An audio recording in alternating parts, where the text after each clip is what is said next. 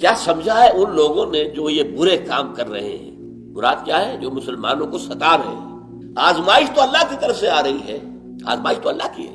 جو یہ حرکت کر رہا ہے وہ یہ سمجھتا ہے ان یسبقونا، کہ وہ ہماری پکڑ سے بچ جائے گا۔ وہ جان لے کہ ان کے اوپر بڑی سخت پکڑ آئے گی اور وہ ہماری پکڑ سے بچ کر بھاگ نہیں سکیں گے۔ غزوہ بدر میں امیہ ابن خلف کو حضرت بلال نے خود قتل کیا، وہی جو آقا تھا، جو مارا کرتا تھا، ستاتا تھا۔ تو ایک دن آ جائے گا، اور پھر جو اسے عذاب اللہ کیا ملنا ہے اس کا تو آپ اندازے کوئی نہیں کر سکتے۔